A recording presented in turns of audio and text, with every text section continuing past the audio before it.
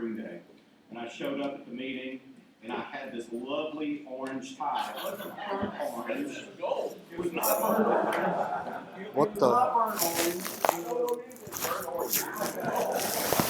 I'm sorry to tell you that is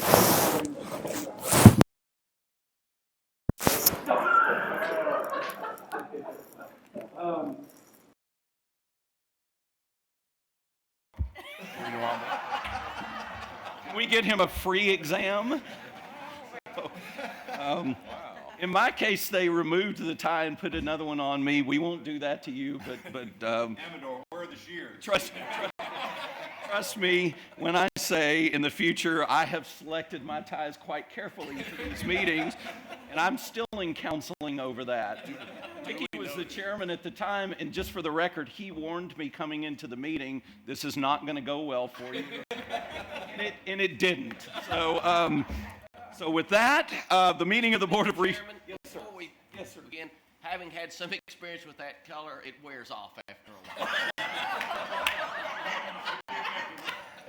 while. Oh, wow. Yeah, Mark will accept that. And, the meeting of the Board of Regents, the Texas Tech University system, is now called to order. The board will continue in open session, meet as a committee of the whole, and a meeting of the board. Chancellor Mitchell, President May, President Skubanek, President Lang, and President Rice-Spearman, will you please present your introductions and recognitions? Thank you, Mr. Chairman. We have several introductions. This is a wonderful time for us to be in Amarillo, and with the meeting being here today, we thought it'd be a nice opportunity to recognize some of the folks that were essential for the effort to have the School of Veterinary Medicine developed in this region. We'll start out with members of the Amarillo Economic Development Corporation, led by Mr. Kevin Carter. Kevin, where are you? I was just talking to you. There he is. And then can we get all the other members of the AEDC to stand up as well? Yes. Kevin is the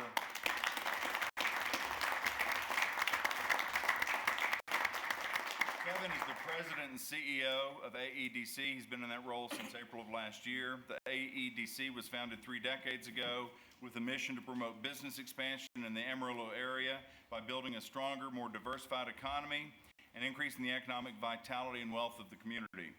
And that's exactly what they've helped accomplish, partnering with the City of Amarillo, the Texas Tech University system, as well as our institutions, as well as the agriculture community throughout the past several years in developing the vet school and making it a reality. Prior to joining the AEDC, Kevin served as Executive Director for the High Ground of Texas, a regional marketing coalition that covered the northernmost 67 counties of West Texas.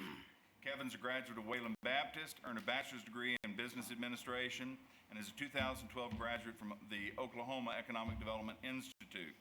He's married to Alyssa, and they have a son, Blaine, who is a junior at the University of Arkansas in Fayetteville. Please join me in thanking Kevin as well as all of the AEDC for their leadership.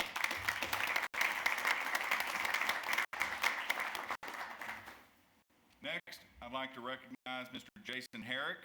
Jason, and I would say that Jason himself probably doesn't own any burnt orange ties either,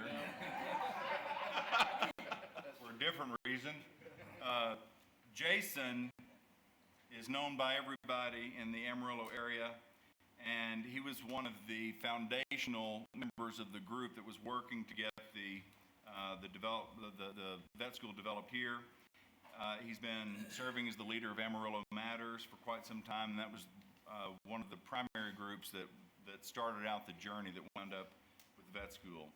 There are countless individuals that without them we would not have had success with the vet school, but Jason is without question one of the most important folks in making this happen. He was instrumental in launching a grassroots campaign to help with the countless number of groups in industry and foundations and in the community to make sure that our fundraising was ceaseless and to make sure that our message that we had for Austin was consistent. He went above and beyond for Texas Tech by visiting foundations, community members, and businesses to help promote the vet school. He's the president of Pantera Energy Company located here in Dallas. Jason was recognized as the top 20 under 40 by the Amarillo Chamber of Commerce. That was about 17 years ago, wasn't it? And he's one of the many phenomenal Texas A&M graduates who have helped to support this region and all of the efforts to make things better here. Not the least of which to mention is his far better half is also the chairman of pediatrics up here for the HSC. So join me in thanking Mr. Jason Herrick.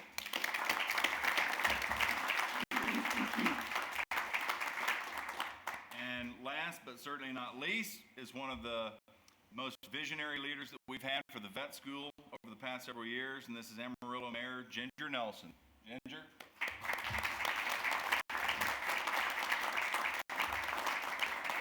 She has been nothing short of remarkable as far as a partner for us in everything that we were doing, working toward the vet school in preparation for the last session, and actually the one before.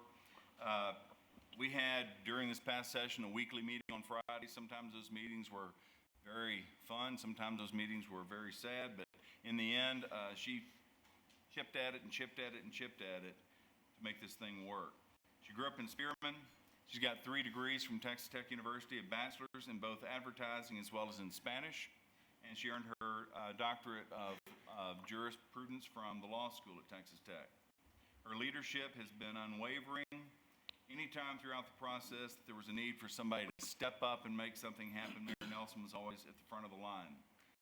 She's had this uncanny ability to bring people together from disparate viewpoints to make this thing happen. She worked hand in hand with mayors across the West Texas region, and she was one of the ones instrumental in getting a support letter that had 16 different mayors and chambers of commerce from around the West Texas area signing on to support the effort here in Amarillo. She and her husband Kevin are proud parents of Madeline, Pierce, and Jace. I'd like everybody to stand and join me in thanking Mayor Nelson.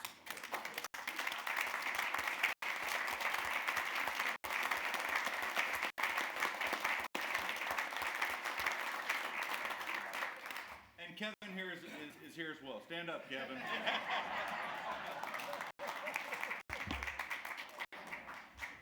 Ted, I was going to make a comment about that. So Kevin and I were fraternity brothers, and I want to say he way outkicked his coverage when he somehow managed to marry her. So, Kevin, thank you, but Ginger, thank you very much. We would not be sitting here today. This is a fact. We would not be sitting here today if it was not for your leadership. We appreciate that very much. Thank you. Also then, speaking of sitting here, I want to point out the folks in the system and at Texas Tech University Science Center here at Amarillo who helped get this all together, who helped all this planning to make this thing happen. So at the Board of Regents staff, we have Kano McQuinney, Christina Martinez, and Ben Locke. Everybody knows them. Wave, everybody. This would not have happened without our IT team and AV team, Kevin Vaughn, Joseph Carmichael, OJ Barbie, Andrew Beverly, Jude Machen, and David Hoagland. Everybody raise your hands if you're here. And for help with all the logistics, we have Assistant Chief Kenny Evans, Jason Cooper, and all our systems relations team. You guys raise your hands wherever y'all are. And then also want to be thankful for the folks that have hosted us here at the Health Sciences Center campus in Amarillo.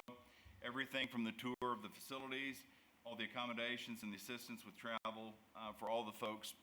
It really talks about the values-based culture that we have at the Health Sciences Center. So I'm just going to read off everybody's name and hold your applause till we're done. But we have Maddie Bean, Renee D'Ambrosi, Amador Villasenor, Lieutenant Robert Steele, John Smoot, Saxon Lim, John Holland, and Stevie Roselle. Let's give them all a hand. If I've left anybody out with that group, please forgive me. I know that it takes a ton of people to make something like this happen. We just show up and all this stuff is set up. When we leave, they'll have this thing broken down and ready for academics in no time, so it takes a lot of work to make that happen. There are a couple of folks that I want to recognize that are no longer with us. First is Ann Marion. Ms. Marion was president of Bonet Ranches, which includes the historic Four Sixes Ranch. and was the chairman of the Bonet Oil Company. She served as a member of the Texas Tech Board of Regents from 1981 to 1986. She was the board's vice chair during her last 4 years on the board. She was an American rancher, horse breeder, business executive, philanthropist, and art collector. She was a Texas Titan and a notable West Texan. She was visionary in the ranching business and elevated the ranching and horse operations to new heights. All you have to do is drive down Highway 82 on your way from here, heading toward Seymour, and you can see the results of the work they do at the 4 Sixes. In 1998, she was made an honorary member of the system's Chancellor's Council. For her family's generosity, the Burnett Foundation was presented a pair of silver spurs as well as a silver belt buckle, which is given to donors who have given more than $5 million to the Texas Tech University system. She was also a Hall of Famer, introduced into both the American Quarter Horse Association Hall of Fame as well as the Texas Cowboy Hall of Fame. We're extremely grateful for the Burnett Foundation's philanthropic support over the years of the Natural Ranching Heritage Center at Texas Tech, as well as the Quail Tech, the Quail Research Program at Texas Tech, which is actually one of the premier research programs on quail in the nation. We're thankful for the many lives that she's impacted and for her generosity to our system. I'd also like to then recognize and honor Dr. Bob Stafford of Amarillo. Dr. Stafford served as a member of the Board of Regents from 2004 to 2009. Some of you may recall that he was at our Regents reunion back just before the holidays. Dr. Stafford was a value West Texan and honorably served his state, community, and alma mater. Dr. Stafford and I actually served together on a presidential search many, many years ago. A Red Raider football letterman in the 1950s, Dr. Stafford remained engaged with Texas Tech, not only serving as a regent, but as a member of the Chancellor's Council and serving as a member of the Red Raider Club Board. He was instrumental serving as an ambassador in the Amarillo community during the Texas Tech Horizon campaign. And meeting Dr. Stafford, who had practiced as an orthopedic surgeon for a long time here, was one of the first introductions that Janet and I had to folks in West Texas. And I will tell you that he was the epitome of a gentleman. And it was one of the first ideas that we had about what it would be like to be part of the West Texas community. A true Red Raider, Dr. Stafford will be sorely missed. Thank you, Mr. Chairman. This concludes our recognitions. Thank you. President Bay? Thank you, sir. President Skuvenik. Mr. Chairman, much progress has already been made in the recruitment and hiring of faculty and staff for the School of Veterinary Medicine. That's a tribute to the work of Dean Lana Reagan with support from Provost Michael Gallion. And today I'd like to introduce 3 of the new faculty that will be part of the School of Veterinary Medicine. First, Dr. John Descanio. John comes to us from Lincoln Memorial University, where he most recently served as the Executive Associate Dean and will serve as the Senior Associate Dean for Academic and Student Affairs here in Amarillo.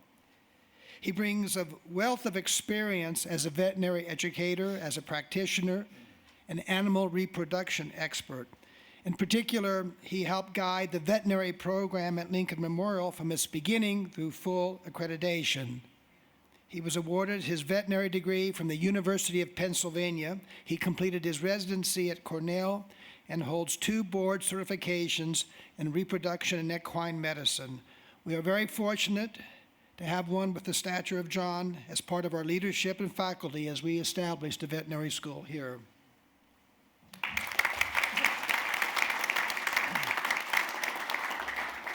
Next, I'd like to introduce Dr. Britt Conklin.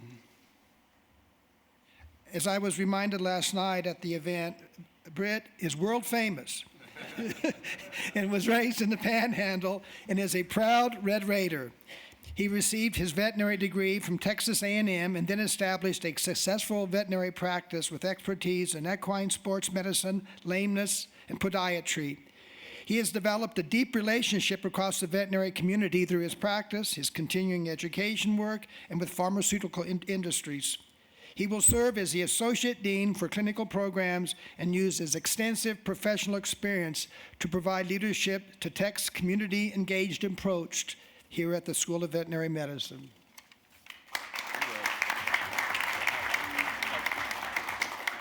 have to say something about Dr. Conklin.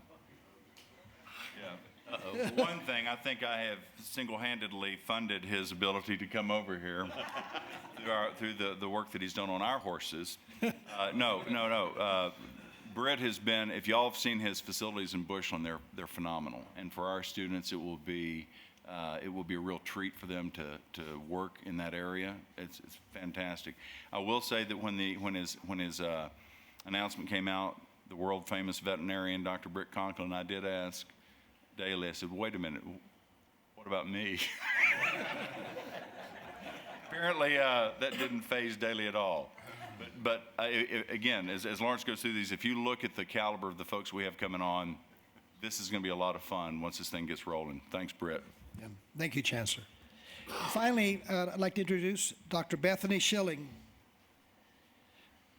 Beth Schilling will serve as an assistant professor of general veterinary practice. She was raised in the Panhandle and knows well this farming and ranching area.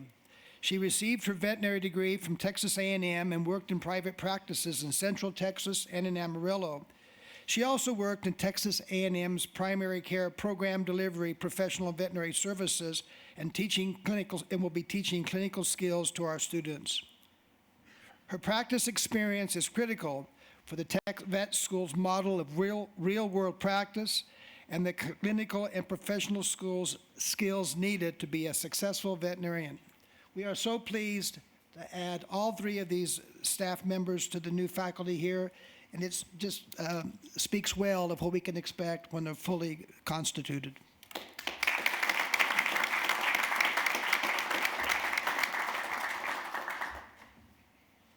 That concludes my introductions, Mr. Chairman. President Lang. A little unusual because usually you highlight people from your institution, but what I like to do is thank the people from Amarillo, not only for hosting us, but there was a period during which there was an alleged dental school and veterinary school competing for one another, allegedly. And the support of Learned that last night. Heard that last night. The unwavering support of the citizens here and the leaders here of Amarillo for the dental school in El Paso, and the unwavering support of the leaders in El Paso for the veterinary school here is what helped bring both across the finish line. And I want to thank Amarillo personally for what they did to help us get the dental school.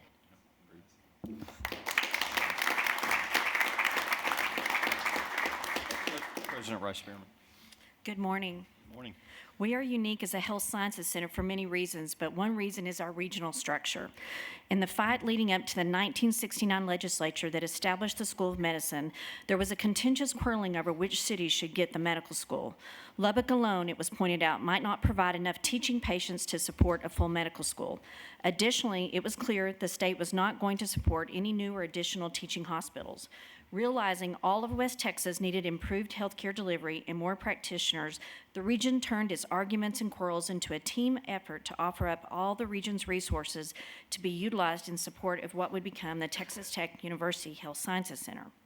It's important to note that outside of Lubbock, the Amarillo campus is the only campus that has a full complement of all 5 of our schools. It is in part our regional structure that now helps us make good on the promise to improve healthcare delivery across West Texas. Although it is a source of pride, it also comes with challenges that are unique to us that require exceptional teamwork, unity, and leadership, not only in Lubbock, but on our regional campuses. That is why today I would like to recognize the outstanding leadership of the Amarillo campus. We as a leadership team often refer to the Amarillo campus as the model of how a regional campus should be managed and the collaboration among this leadership team. First, I'd like to recognize Dr. Thecumcura, who we affectionately refer to as Dr. T. He is out recruiting today, but I wanted to recognize him. He earned his PhD in chronobiology physiology from the University of India, and he has been a tremendous asset to our university. He has served as faculty on the Cleveland Clinic Foundation, the Weiss Center for Research at Penn State University College of Medicine, and the University of Colorado Health Sciences Center, and has been with the HSC since 2000. Second, I'd like to recognize Dr. Joan Potter Bonet. Joan is here. Dr. Potter Bonet earned her bachelor's degree from both West Texas State University and UT Southwestern. She has a master's from West Texas A&M, a doctorate of physical therapy from AT Still University, and is currently pursuing her doctorate of education in higher ed administration from Tech. She joined our university in 1999 as an academic instructor and has worked her way up the ranks. She has been named the Outstanding Clinical Educator by the Texas Consortium and has twice been named Faculty of the Year by the Student Senate in Amarillo. And I'd like to note at this time that Dr. Bonet is a key individual who has helped us maintain our #1 ranking for our DPT program across the nation.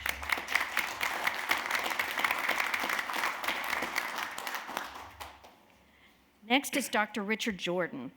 Rick earned his bachelor's degree from the DePaul University and his medical degree from Indiana University. He completed his internship at the Queens Medical Center in Honolulu, Hawaii, and his residency and fellowship at the University of Oregon in Portland. He has served as Chief of Medical Services at the James A. Quilliam VA Medical Center, as well as Chief of the Division of Endocrinology at East Tennessee State University. Dr. Jordan is the recipient of 6 teaching awards, as well as the recipient of the HSC's Dean's Distinguished Faculty Award in 2013. He also was named one of America's top physicians by the Consumers Research Council in 2007. He has served as the Regional Dean for the Amarillo School of Medicine since 2008. Please join me in recognizing Rick.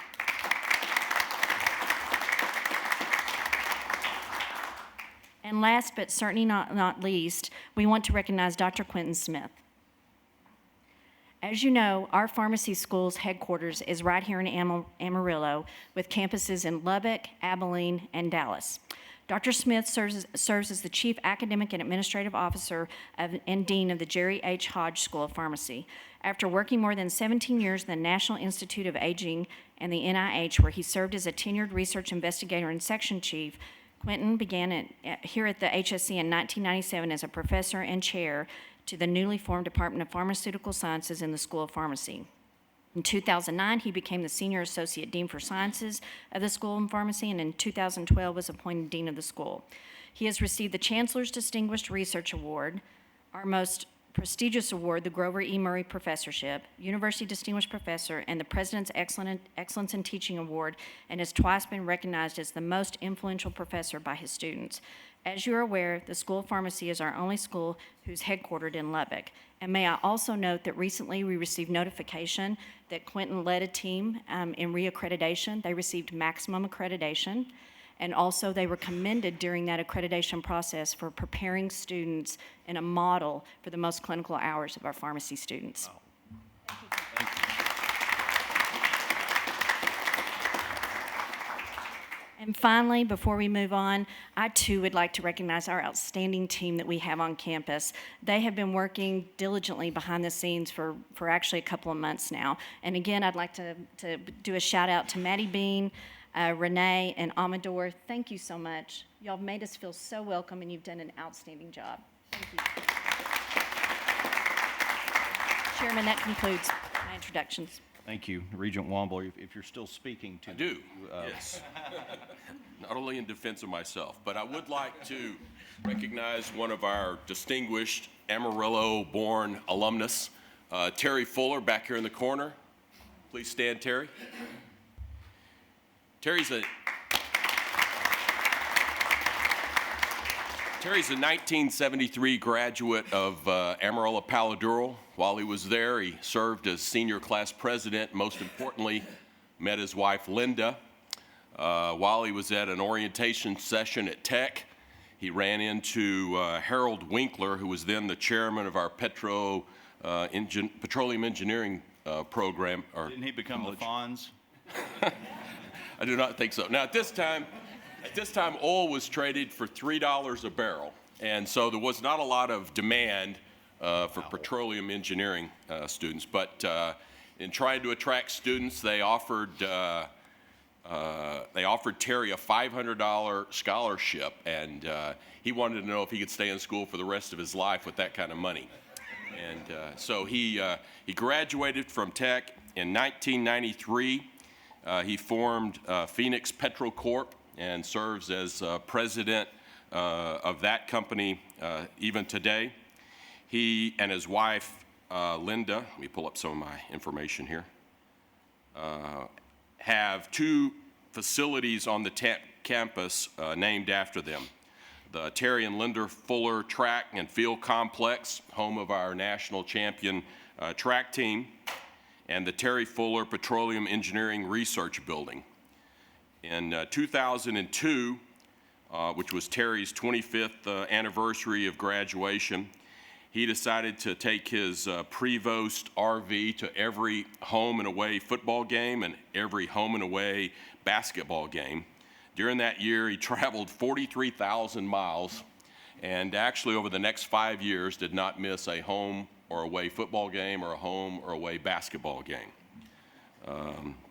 In addition to the Fullers' extensive gifts in our academic program, they've also contributed almost $4 million to our athletic program. They have provided a scholarship an endowed scholarship for all 17 men's sports and all of our women's sports at Texas Tech. Through their action, service, and philanthropic giving, and it's unmeasured how proud we are of them to include them in our Texas Tech family. Please stand and congratulate Terry.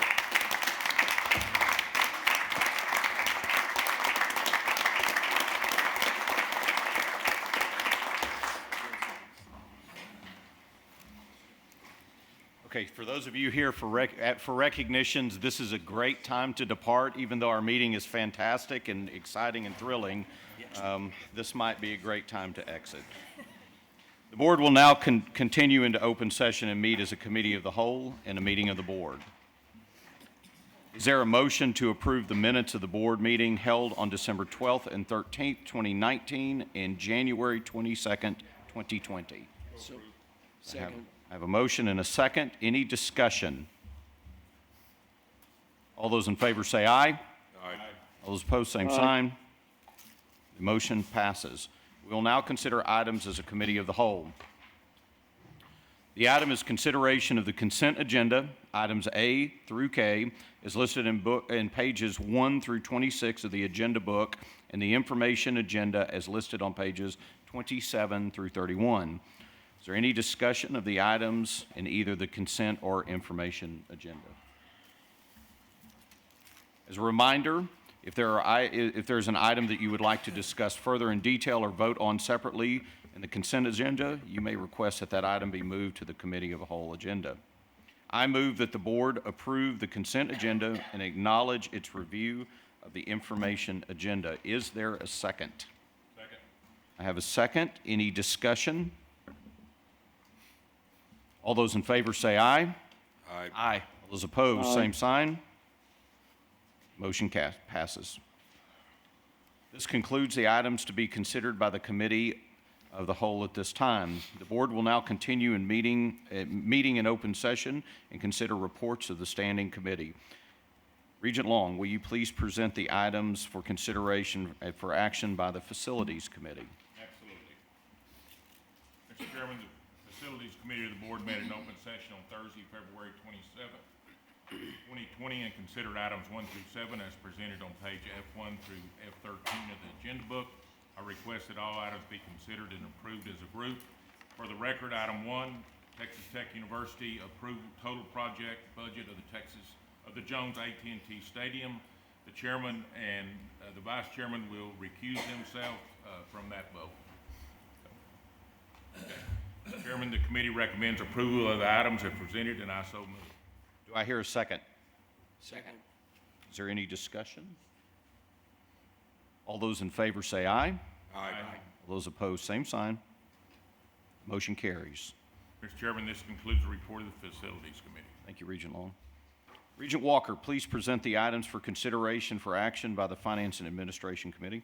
Thank you, Mr. Chairman. The Finance and Administration Committee of the Board met in open session on Thursday, February 27th, 2020, to consider items 1 through 6 as presented on pages FA1 through FA9 of the agenda book. I request that all items be considered and approved as a group. Do I hear a second? Second. Any discussion? Seeing none, all those in favor say aye. Aye. All those opposed, same sign. Motion carries. Mr. Chairman, the committee,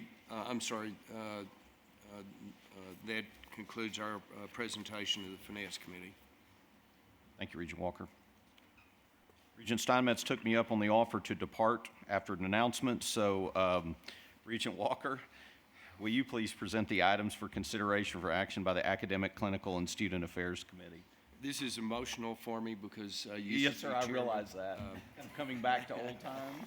Thank you for filling in. The Academic, Clinical, and Student Affairs Committee of the Board met in open session on Thursday, February 27th, 2020, to consider items 1 through 13 as presented on pages ACS 1 through ACS 28 of the agenda book. I request that all items be considered and approved as a group. Do we hear a second? Second. Any discussion? Seeing none, all those in favor say aye. Aye. All those opposed, same sign.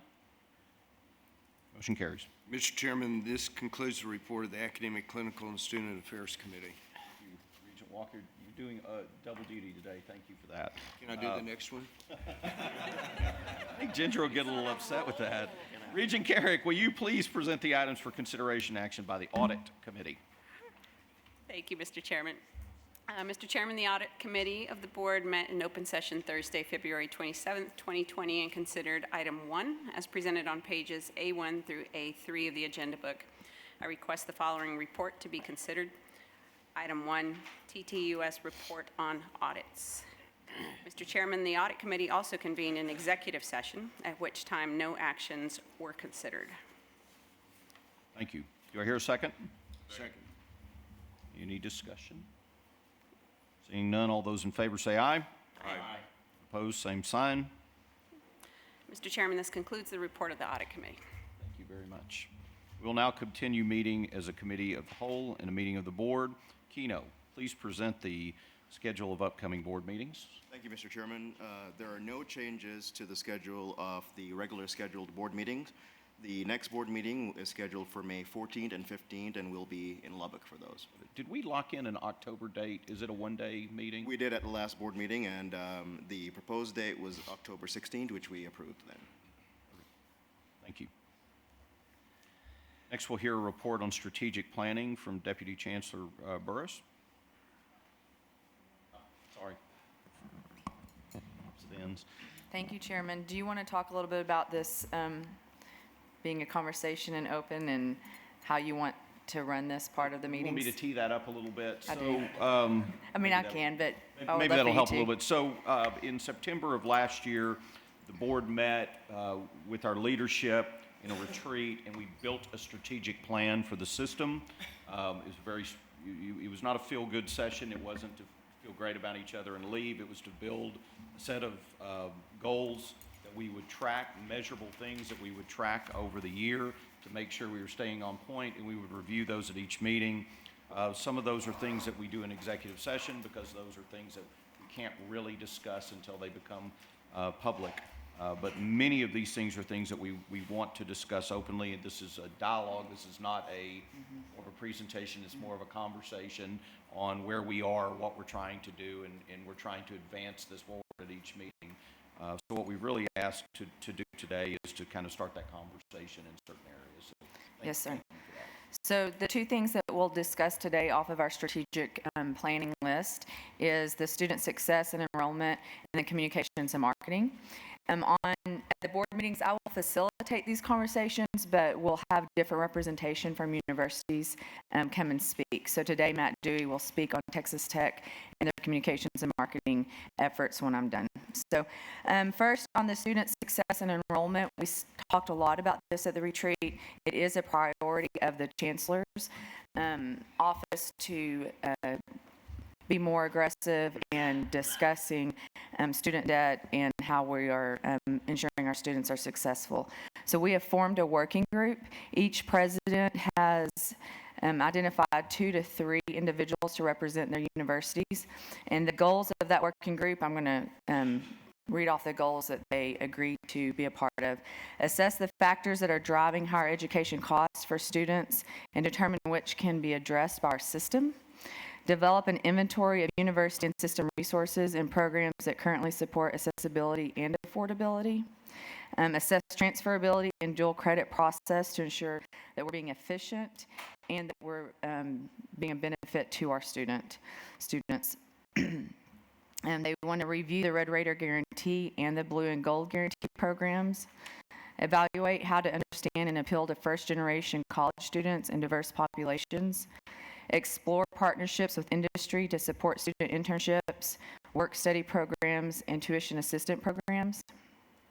And then finally, when we are done with this working group, I would hope in August they will come back, this group will come to you all with their findings and recommendations on what we're doing. So I think that those all address all of the concerns that you that we had at the retreat. Any questions for our presidents on that? Deputy Chancellor, I was just wondering if there were any students involved on that committee. Oh, that's a very good question. There will be. Excellent. Thank you. Just a quick question. Is this one working group that's sharing information across each university, or does each university have its It's own? one working group. We thought it'd be good to share knowledge and information.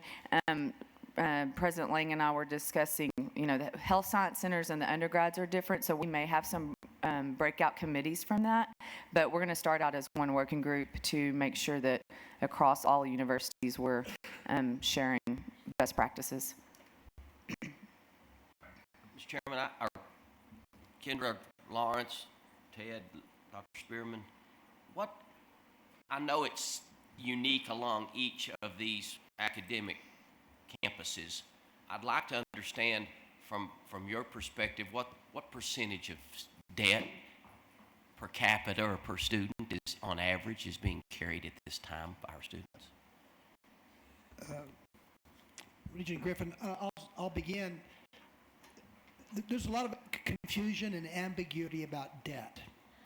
If you were to go to the U.S. Department of Education College Scorecard and look up Texas Tech University, you would see that they list the average debt held by a graduate of Texas Tech as about $21,000. In the United States today, that figure across universities is over $30,000. But that does not necessarily include debt that is taken out for non-educational purposes. If you include that at Texas Tech, that figure is about $32,000. And about a little less than 60% of our students graduate with debt. And so in some publications, the last time I saw is 58. 58, okay, thank you. But that, again,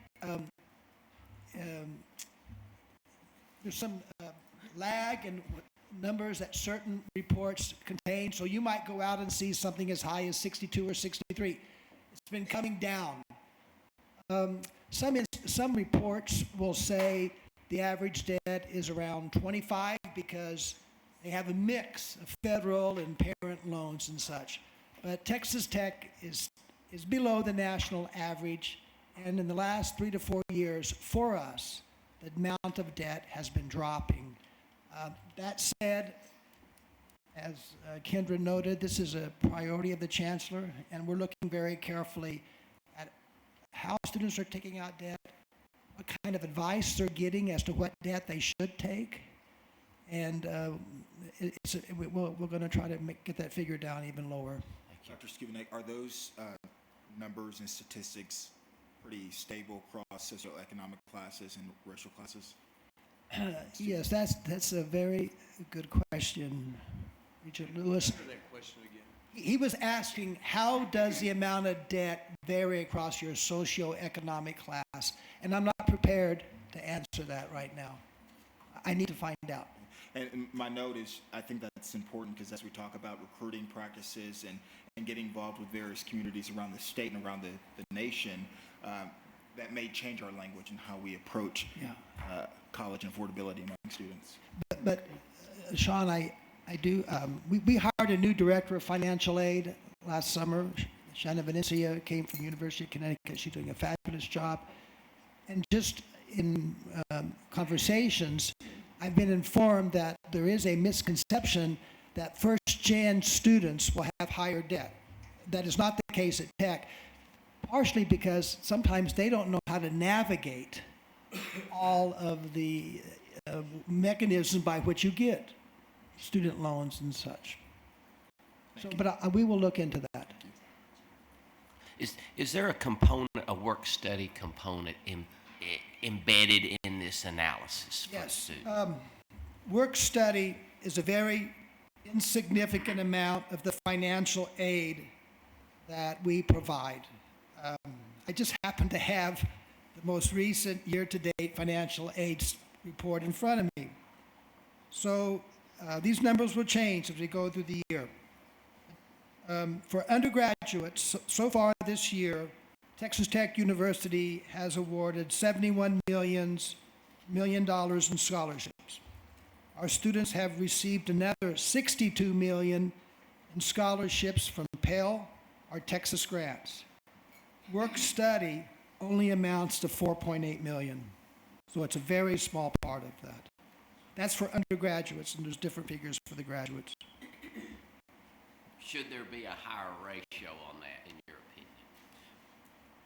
Well, the federal, Put down the other participants and make it more equitable, or at least encourage that as a possibility. in terms of work study? Yes. Well, there's been a change at the federal level in the amount of support for work study, and that's what's driven that down. It's dropped. I'm fairly confident in saying we aggressively pursue work study where those funds were available. You know, when we're studying these debt numbers, and I know this is part of this, but from my time on the coordinating board, there was a number that always stood out to me, and that was if we don't get these students across the finish line, if they don't graduate, they incur debt, but they don't get corresponding dollars to go with it, and that's kind of it's kind of the worst of all worlds. So when we focus on this debt, I sure hope at the same time, really, and I know we are, but we need to focus on graduation. So Chairman Huckabee, to that very point, this year we started a new program just this year where we get what's called completion grants. So for the first time, we're looking at students that are juniors, seniors, and above, and seeing how we can give them additional support to get them across that finish line, because for some reason, the amount of scholarship dollars generally goes down as you proceed through your college career. And this is a new initiative we've just started this year.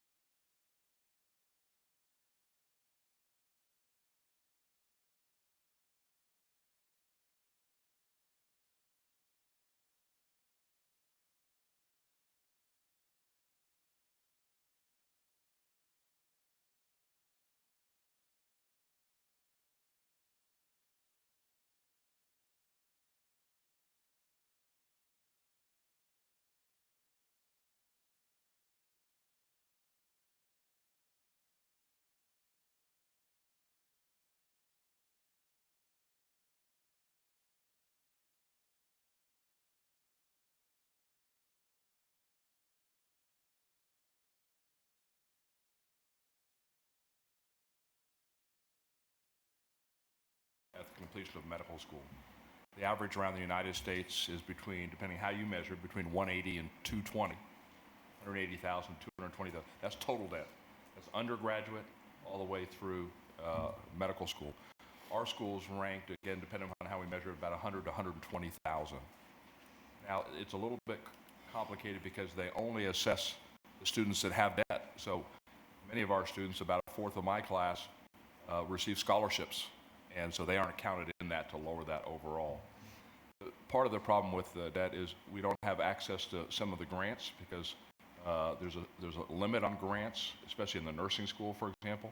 So if they get to the limit by the time they get their RN degree or associate's degree, there aren't quite as many funds available to them. So that's why in our particular cases, raising scholarship money and having endowments is essential to attracting the best students. And Sean, we're formula funded on an annual basis. And if you look at the cost, if you look at the cost of education on the health sciences center side, it's massively different. If you look at the cost they have per faculty member, it's similar to a law school. You have folks that are far higher paid faculty members, and so the overall cost The last number I'd seen, it's been several years back, was about $250,000 per student per year is what the cost of the education was. The state of Texas historically has done a really good job on the Health Sciences Center side at providing a large part of that, which is why, if you look across the board, health-related educations in Texas are actually a steal.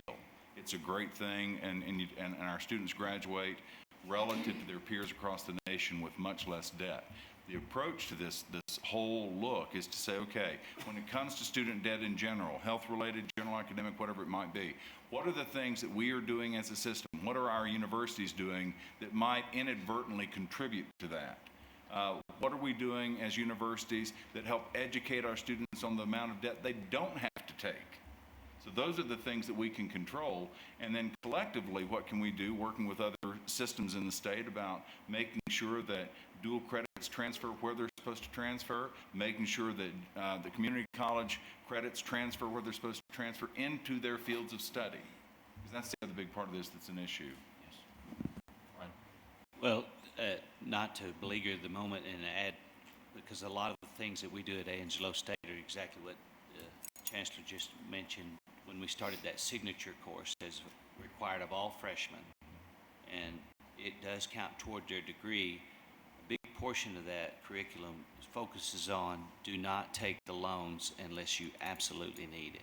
And we talk to them about, could you help me out a little bit? I mean, crying out loud, you won't even let me talk. Dr. May, it's for you. I tell you. Yeah, for you, telling you it's time to stop. He exudes leadership on a constant basis. It's just hard for me to decipher it. But I will say that we too are focused in on that, and that has been cataclysmic for us. It's not only helped our retention rate, but it increased our graduation rate. And then I've told y'all a couple of times about the huge push now, but we tie our car scholarship that you have to carry 15 hours. And so we're encouraging them not only to carry 15, but to carry and take 18, 19 hours. Because what we found out is that glass ceiling we put on students when I was a faculty member, that you're taking biology. Well, why don't you just take 12 hours? That was a wrong culture. What we found out is these students, they excel when they're even busier and when they challenge themselves. And we found that out, and it's worked great. And it brought our student debt down along with it. And so that's what we had to consider. One thing that we are looking at, and that they brought about, Lawrence talked about too, they're using these completion grants to get them across the line, because you do run out of your initial scholarship money, because you get a lot in high school, and that first year or two, that runs out. You know, of course, we're lucky that we have the car, but what we're doing to some of the degree completion and non-traditional students is we're looking at giving them free classes if they'll come back. Those first 1 or 2 courses will be free if you'll just come back. We've seen it, the data across the country where they have used this, it's remarkable. If they could just have that start, it's kind of like writing a theme paper. That first line is the hardest one to write. And if you do that, then you get them back in, so we're working. Yes, and of course then, obviously, reported many times before that if they take a full load, we give them free summer housing. That's been a game changer for Angelo State. And a couple of other regionals now in Texas have followed our lead on that. Dr. May, I want to commend you for leveraging that CAR Foundation money to incentivize those students to push themselves, because that's a wonderful combination, a no-cost incentive, if you will, right? But a very important part and component of that educational experience is that CAR Foundation grant scholarship. Thank you. Are we good? Okay, we'll move on to the next one. The next topic is the communication marketing and brand awareness, which we spent a lot of time discussing at the retreat. So as a result of the retreat, we kind of reevaluated the system services to the university and shifted our focus from in-house, having a full office, to going outside and hiring a firm. So we are in the process and about done, Gary, with the contract with our firm. And so I think this will bring a new skill set to our system office and resource for our universities. After we got the firm on board, we had a retreat. Unfortunately, there was weather, so Dr. May and Dr. Lang was not able to attend it, so we had just the Lubbock campuses there with our new firm. The three big areas that we discussed, crisis management. I know at the retreat we talked a lot about brand awareness, but crisis management is an area that all of the universities identified needing help with on not only the process of when we have a crisis, who's at the table, who's not at the table, how do we handle it, what's our voice. That's a lot of what we need to identify when we are dealing with something that could be a reputation threat, that we have one voice and that our voice is more human and approachable, I would say. So we're working a lot on that. Also being proactive. So what can we do now before crisis that will help us so we're not reactive? And so that a lot of time has been spent on that, and I think in the future we're going to continue to work on that quite a bit. The second topic was brand awareness. The firm brought some research and some data that was pretty interesting, and so we're going to continue to do that research and be strategic about our brand awareness. And so if we are not known well in Houston, what do we need to do in Houston to be strategic, and what would that message be? Because it might be different than what we would do in Dallas or what we would do in New Mexico. And so being very thoughtful in what our brand awareness is. And then finally, we talked a lot about messaging and really want to define and perfect the messaging of the chancellor versus the presidents. And so when the chancellor is out and doing his messaging, that he sounds different than what a president, what Dr. Skuvnik will do when he does his. And so, and part of that was you all charged the chancellor with going out and being an ambassador for the system and representing all the universities when possible. So I kind of went through the calendar and pulled. In 2019, he made 107 external appearances where he spoke as a chancellor. And we'll have to remember he was also president at the time, so I didn't do the president engagement, just the chancellor engagement. So I think that we're moving ahead on that and being successful in that. Do y'all have questions about that? Any of it? Okay, so finally, student Regent Lewis and I were at an event recently at the Health Science Center, and I think the neatest part of the retreat for me was getting to hear everybody's story on what's their why.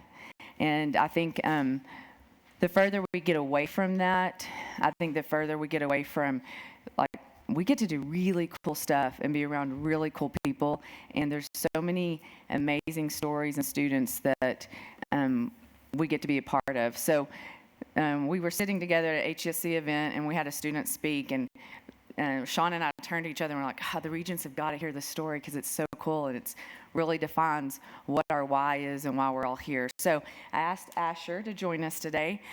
He is first-year medical student, also working on his master's in public health. Is that correct? Completed. Oh, you completed it. Good job. He is a scholarship student. He works at the Free Clinic. He serves on our student foundation board that helps with students in financial need. And he has a pretty cool story. So I thought I would close with him because he's the reason we're here. And then Matt Dewey will come up and speak about Texas Tech and their communications and marketing.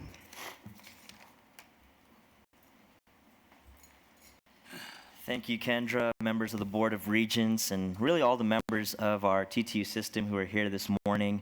For those of you who had to drive this morning or last night or a few nights ago, glad you all made it safe. I wanted to come in here with my white coat and stethoscope, but I realized if I came into a health sciences center with those things on, I'd probably be told to go back to class or go to the clinics. So I figured I don't want to do that today. It's Friday. It's the end of the week. Let's do something different. But my name is Asher George, and I'm a first-year medical student in Lubbock. So I was asked by Kendra to talk about my purpose as a medical student going into the field of medicine, as well as talk about our why as leaders in this dynamic system of health and higher education. I'm originally from Mesquite, Texas, in the Dallas area. My time in the grand city of Lubbock has included more than medical school. So I'm in active pursuit of what I'd like to call the highly coveted Texas Tech Triple Crown. And for those of you who might have never heard of this before, it goes kind of like this. Received my bachelor's in microbiology, master's in public health, and now my path to the MD, all at the Texas Tech University system. So if you've never heard of that Texas Tech Triple Crown before, you've heard it here first. I give all the glory to my Lord and Savior Jesus Christ for how I ended up in Lubbock. So here's how that story goes. I wanted to get out of Dallas, sorry. Now, I know no one really says that, but I longed for a change of scenery, even if it meant cotton fields, wind farms, or even ranches like we see around here. After visiting Texas Tech my last summer of high school, I fell in love with the campus in Lubbock. Fast forward a few months, and I'm sitting at home in Mesquite on the Monday night of my high school senior year spring break, and I receive a phone call from an 806 number. I knew that this area code had to be from the Lubbock area, but who would call outside of the 8 to 5 business hour time slot? I pick up the call in faith, and on the other end was the baritone voice complemented with the buttery Indian accent of none other than Dr. Michael San Francisco, Dean of the TTU Honors College. We had a fun conversation about my interest in Texas Tech, and he asked me about my aspirations for conducting research. Dr. San Francisco then said that he could let me participate in his Clark Scholars Research Program on the condition that I submit an honors college contract, thereby binding me to attend Texas Tech. So after that call, I made the final decision to become a Red Raider and conducted research on therapy combating a really important problem, antibiotic resistance, during the summer before my freshman year at Tech. So my time as a Tech student so far has led me to phenomenal people, exceptional experiences, and I believe that the strongest leaders are the strongest learners, and especially as a student of medicine, I've definitely had the privilege of learning from great leaders within Texas Tech and the Lubbock community. I want to talk about one of those leaders, Dr. John Thomas. He's a general surgeon in Lubbock, and under Dr. Thomas's mentorship, I've had multiple opportunities to work with his nonprofit, Operation Hope, in the Kurdistan region of northern Iraq. With Dr. Thomas, I got to witness many top surgeons from across the country, as well as physicians, freely offer their time away from the comforts of their homes to teach Kurdish doctors how to conduct complex surgeries. And to do this so that the Kurdish surgeons can sustainably conduct some of these surgeries, such as kidney transplants, liver transplants, on their own long after the American team would leave. And all this happened during the complex war against ISIS in the northern Iraq region. So to see renowned physicians, surgeons, unselfishly choose for the highest good of the Kurdish people really gave me a purpose to never forget to do the same for anyone I might be privileged to serve and interact with. And this, as a medical professional, a future one, is my why for everything I do in medicine and beyond. I believe that the field of medicine brings about the greatest dose of healing from the deepest realms of service. And the father of modern medicine, Sir William Osler, says it best like this: the practice of medicine is an art, not a trade, a calling, not a business, a calling in which your heart will be exercised equally with your head. So in addition to Dr. John Thomas, I've seen Osler's axiom played out in the life of one of my favorite professors, Dr. Cheryl Irwin. Dr. Irwin serves as the director of the Medical Humanities Certificate Program at the TTU School of Medicine, and she has had to exercise Osler's famous principle of equanimitas, keeping what Osler calls a coolness and presence of mind under all circumstances and clearness of judgment in moments of grave peril. Dr. Irwin has lived through the process of her husband's cancer diagnosis, and she has displayed Osler's principle of equanimitas to myself and my fellow students in that certificate program. She's done this by showing and telling us how she has kept calm, how she has kept composed, and how she has been forward-looking through this process with her husband's cancer diagnosis. Though Dr. Irwin is not a physician, she has taught her students about resilience better than really any medical textbook I've ever read on the topic. And it's all because of her open transparency and vulnerability.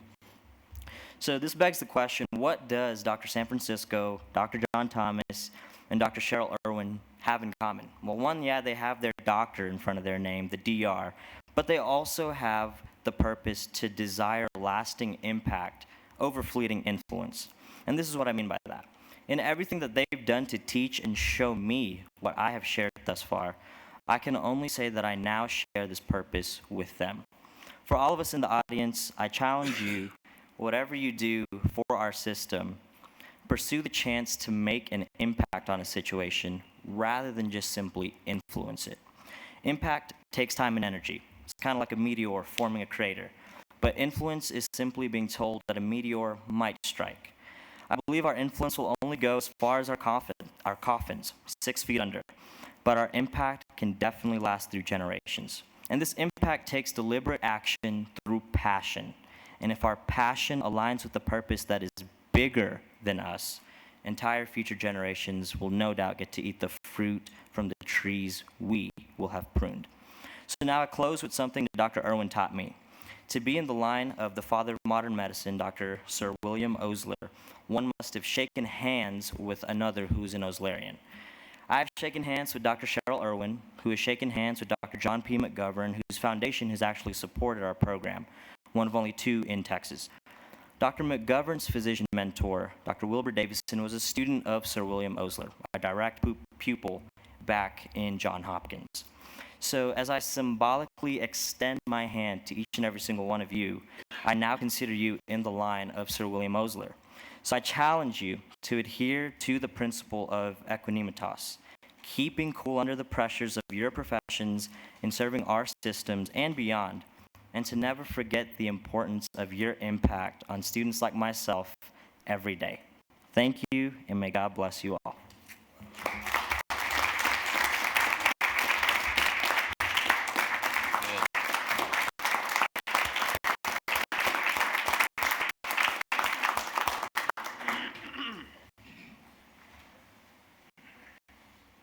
Matt, do you really want to follow that? Mr. Chairman. Yeah, it's starting off different than I thought it would. Before Matt begins, I just want to take a moment and thank Asher for coming to speak to the board today. I've always said throughout my time, even before I got on the board, that students are our biggest and best ambassadors for this system and for the institution. We can talk about fancy marketing strategies, very highly educated people who know how to communicate, Matt being the person who's going to talk about that in a second. But we've got hundreds and thousands, tens of thousands of ambassadors that can go out and represent our university and our system well. And Asher, you do that every single day, and I want to thank you for doing that. And thank you for coming up here, driving to Amarillo to speak to us today. So thank you.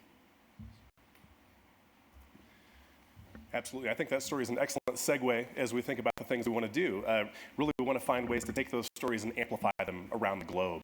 We know we have, as Sean mentioned, we have thousands of those stories that we want to be able to tell. And so part of what we're going to delve into is how we get ourselves positioned well to be able to do that. Good morning, Mr. Chairman, members of the board. Thank you for the opportunity to be here and lead us through a conversation as we think about marketing communications at Texas Tech University. A little snapshot of where I've been about 3 months into this role, just to kind of level set. So this is our current central team.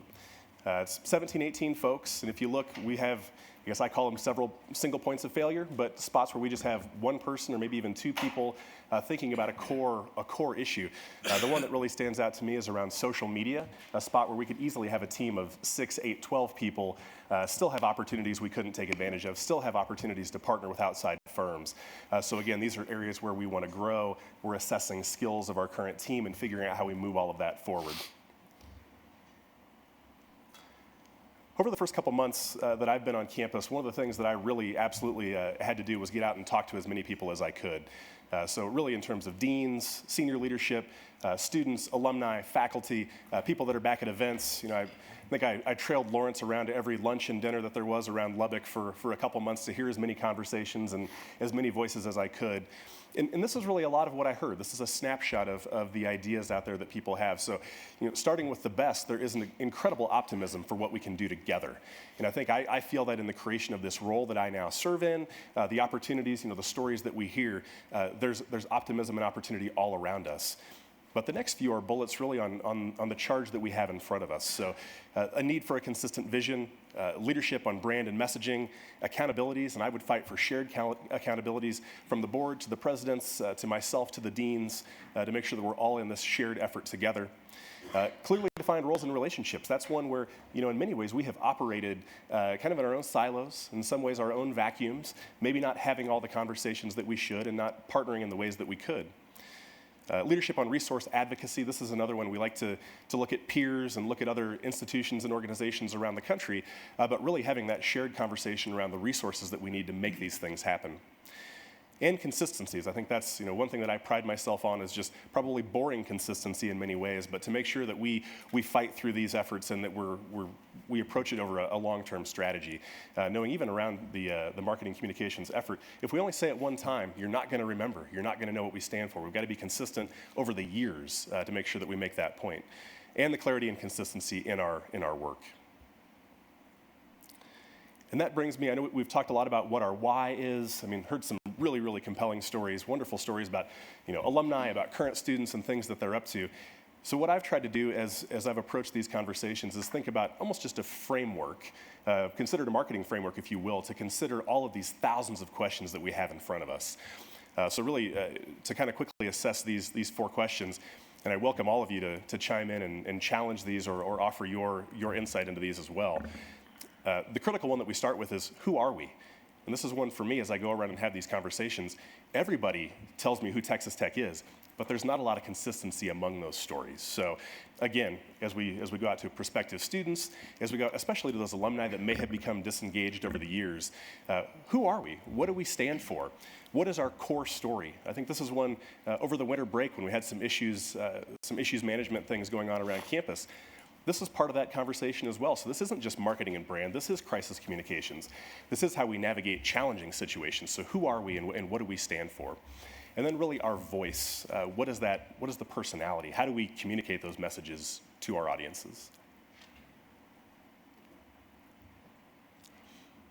The next question really around who needs to know. So again, we want everyone to know, but knowing that we don't have unlimited resources, we have to set some priorities within those groups. So who are these core audiences? Who are the secondary audiences? Who are the influencers? As we know in many cases, those influencers, I've heard so many stories about the vet school. That is a function of our influence in the community. So that's not necessarily our traditional marketing communications function. That is personal relationships, conversations, again, consistency over time. And then what do these different groups care about? So as we start to think about really a formal, rigorous approach to the way that we do messaging, being able to take our core story and translate it, not completely retell it, but translate it a little bit for those different audiences. And I think about, the Carnegie Tier 1 research piece, critical for everyone. The way we talk about that to a potential first-generation student in Dallas may be much different than we talk about it to a potential faculty member. So we've got to know those differences and be confident in that story really across the board. And then how will they find out? And of all these questions, this is the one that probably keeps me awake at night.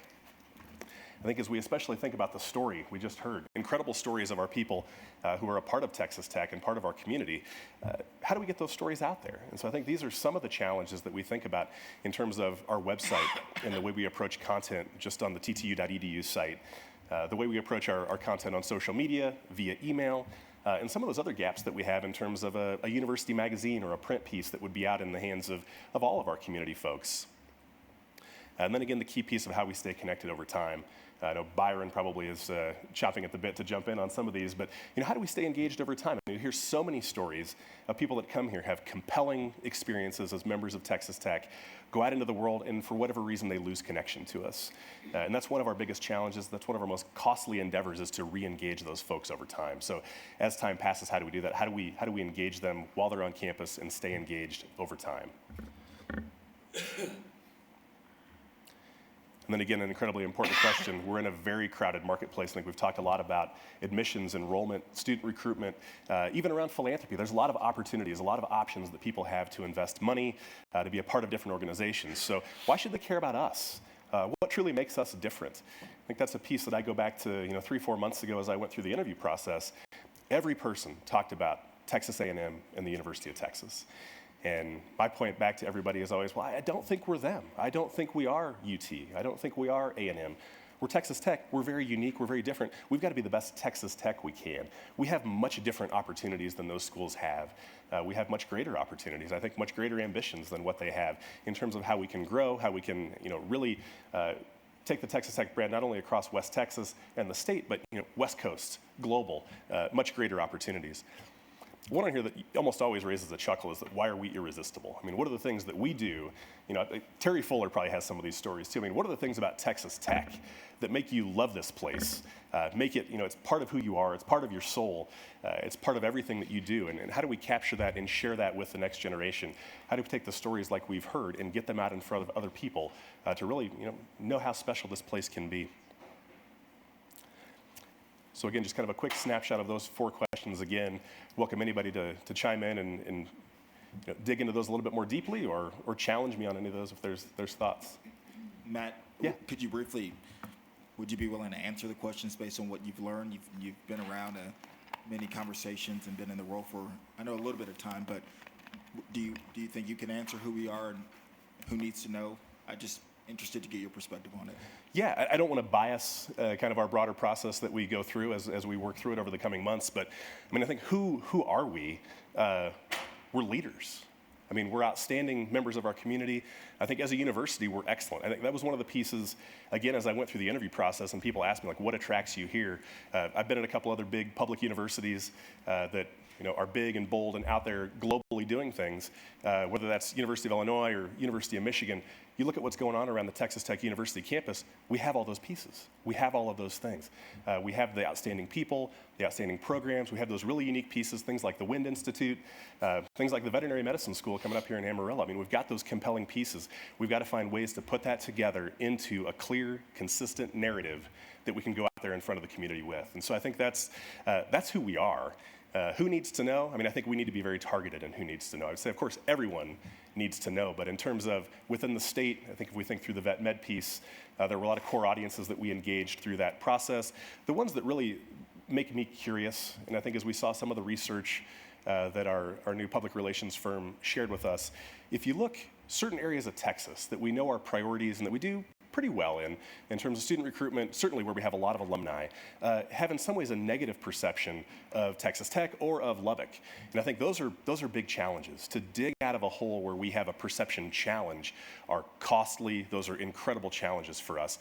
But I think it also makes us look at other opportunities. So whether that's New Mexico, Arizona, into Colorado, California, some of these markets where they may not know us at all, which I think on the surface feels like, gosh, they don't know who we are. I heard a faculty member was in Montana. Nobody in Montana knows anything about Texas Tech University. Those are incredible opportunities for us to tell our story from scratch. So we can really go in there and tell the compelling story of who we are from day one versus trying to combat that challenge of, well, it's Lubbock, well, it's Tech, well, it's this, well, it's that. We can get out there and tell that broader story. Not that we should ignore those other markets, but I think we have other opportunities that may be really wonderful for us. How will they find out? I mean, I think the key piece of this, and I'm not a wizard for telling anybody this, but it's around digital. I mean, that's our greatest opportunity in terms of getting our story out there. And that's all the things we do now in terms of email and social, website, but we can do all of it better.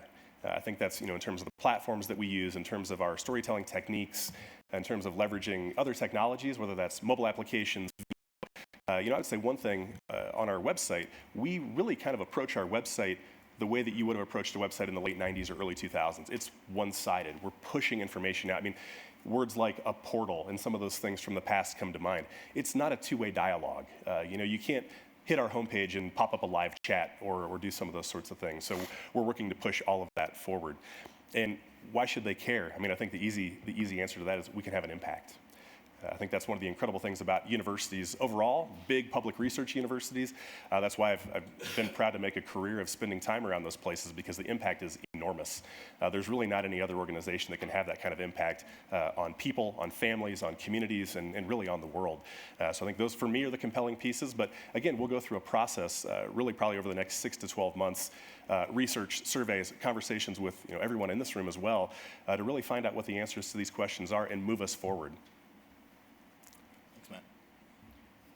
One of the things that I'll move this over, surprised me that you said was consistency, a lack of consistency of the story.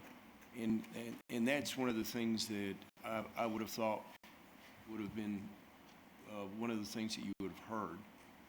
So I find that disturbing. I really do believe, and it's not everyone, but I do think that if you go back to the settlers in this area, who in the world would come to a place that has no trees and live in the ground? You had to have a lot of grit, a lot of persistency to exist. And I think that characteristic is not true for everyone, but I do think that for a lot of people in this audience, that something clicked that provided that same type of desire, and that we do see a disproportionate amount of folks that have that same kind of grit, discipline, persistency, again, I'm surprised that doesn't come out, because when I'm talking to people that hire our students, they tell me that our students are the ones that come in prepared to work. They're not coming in with the thinking that within 2 years they're going to be CEO or CFO.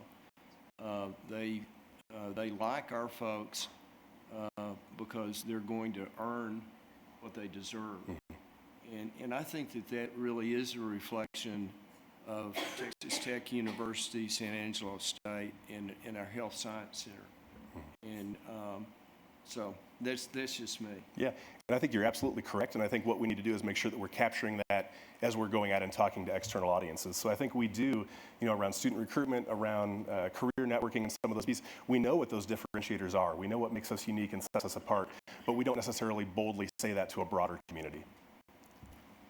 One of the things that, and it's spot on with what Regent Walker was saying, I think one of the reasons why when you look for, if somebody says there's a lack of consistency about what people describe themselves as out here, hand in hand with this hardworking kind of can-do attitude that people have is no braggadocio. You don't talk about it, so a lot of times you say to somebody that's from out in this area, to John's point, why in the world would people be out here doing something? Well, they're out here, they're working hard, they stay, one of the things people talk about is the fact that motivation only carries you so far, and it's discipline that keeps you going after that. And that they have kind of the ultimate discipline out here to just work it and work it and work it. And when you're focused on that, you're never focused on patting yourself on the back. And that's been our history out here, I think, since 1923, since 1928 at Angelo State University, since 1969 with the Health Sciences Center, and since 2013 with the Health Science Center in El Paso. People just work, they work hard, they get it done, and then they don't brag about it. And so I think when you talk about what it is that we do, you're trying to attract people in that are drawn to that type of a presence, and they don't even know why. And so to a lot of folks, as they're looking at tech, it's always this uphill battle when they're looking at schools in our system, because they're used to something else. They're used to the population triangle, they're used to other areas, and so the concept is new. So trying to find a way to package that and tell that story becomes a critical part of letting people know who we are.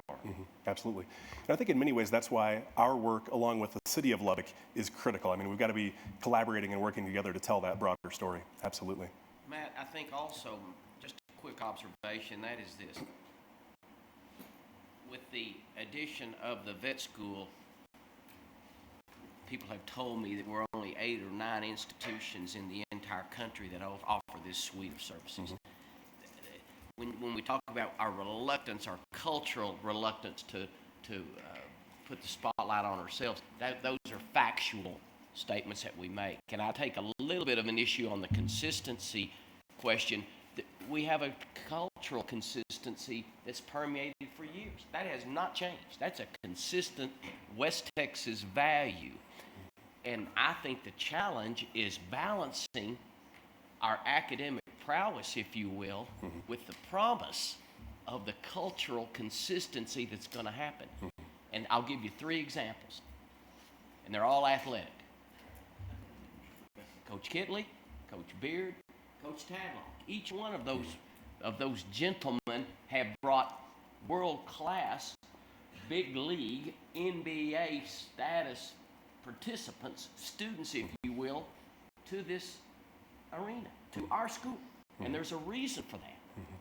Because of the promise of what can happen going forward. It's no different on the academic or the medical or the law school campuses. Right. The promise of what can happen is what's going to bring these folks, and the confirmation that it's happening today, I think, is a great message in story. Absolutely. Regent Walker and Regent Griffin, to your remarks about consistency, I agree 100% with what you're saying. But I think if you just came here from Michigan and you went out and talked to all the deans and faculty, you would find out they're not always like us. You know, we live and breathe this culture. And many have a shorter history with tech. And they may say, well, we're a Carnegie Tier 1 school. That's going to be the focus of that conversation. And so there is where Matt may have picked up this element in consistency. It's based on their history here, their perspective. And that's why we need to make sure people feel the same thing we feel. And I think that's one of the elements he's getting at. But you've been here how long now? A little over 3 months. A long time. That's long enough. Yeah. Long enough to be here talking with everybody. You're not done? I mean, come on. So, you're new, and I think it's going to take you a little time to get your feet on the ground. And I think one of the things that's important is you're going to be very focused on Texas Tech, not athletics. So athletics does athletics. There will certainly be coordination. I liked your comment about Lubbock, City of Lubbock. I mean, I think their health science center, there's going to be opportunity over time to tie all these pieces together and hopefully find a very consistent theme. We do something with a new employee in our company. In the first 30 days, they go through a process of understanding who we are. And then at some point in the first 30 days, literally someone's going to step on the elevator with them. They don't know when or how. They're not even warned this is going to happen. And someone's going to step on the elevator, turn to them in very uncomfortable fashion and say, tell me who we are. And by the time the elevator hits the floor, they have to say, this is who we are, okay? If it doesn't happen, then they get to go back through the process of understanding our why. Okay, so at some point, it has to be that simple. Absolutely. We have to get a consistent message across all our components that say this is our why, this is who we are, tell the story. And when we can do that, our alums will be able to do that. And clearly, you're at the beginning of that. But this does not need to be complicated. Right. This actually needs to be very, Very simple. clean and simple when it's done right. So Absolutely. To Chairman Huckabee's point, how do you plan on getting that, once we figure out the answers to your questions, what's your plan on getting students involved in that? Because as I said previous with Asher and in other circumstances and situations, the 55,000 plus students we have in our system are our best ambassadors. Yeah. So how do we get them on board with that consistent message? Yeah, absolutely. I mean, I think it's engaging current students, prospective students, alumni, all those audiences. And I think, again, it's around having that clear, I almost call it a rallying cry. And I think as we get into some of the things that we've been doing, kind of early days of testing and almost testing the limits of some of our current brand assets, I'll talk a little bit more about that. I think that's part of it, is just getting everybody on board. Kind of my own personal mantra is simple. I mean, I'm a relatively simple person as well. So captivate, educate, inspire. I mean, the things that we need to do, we need to kind of live within that framework. So captivate, I need to get your attention. Educate. One of the best ways that we retain information is to learn something new, some little nugget of newness that we may not have known before. So I capture you with some education, and then I inspire you to do something. And I would say a lot of what we've done historically, we kind of get your attention, and we certainly tell you all the wonderful things that are going on at Tech, but we don't drive that engagement piece. So we're not inspiring you to apply or inspiring you to engage or inspiring you to really be a part of what we do. And I think some of that comes back to the being so humble. We think that by telling you, well, we've meat judging team has won 8 national championships in a row or whatever, like that alone is enough to say we're outstanding at it, instead of taking it to the next level and saying, here's how you can be a part of this, or here's how this impacts industry, here's how this does all those other things. So yeah, I think that's going to be critical. The next couple slides, we'll get into some of that, and so I hope this kind of continues to answer those questions as we think about our approach. Like this is an ancient slide for me that I probably conjured up when I was in college, but we think about brand and we think about some of these things. I think several other people have mentioned this through presentations, is that what we're doing at our level is not rocket science. We're following the lead that has been laid out by the Board of Regents, by the presidents, by people who have come before all of us.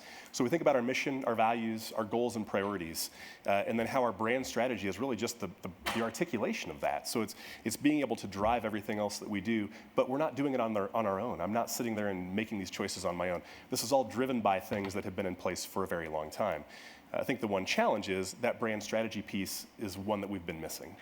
So we're, of course, doing all sorts of communications and marketing work all over the campus, at the other universities, all the places. There's really not that coordination level. There's not that guiding ethos in how we do that collectively, which I think you've all touched on through your questions and conversation. And that's really a critical piece that we're working through right now.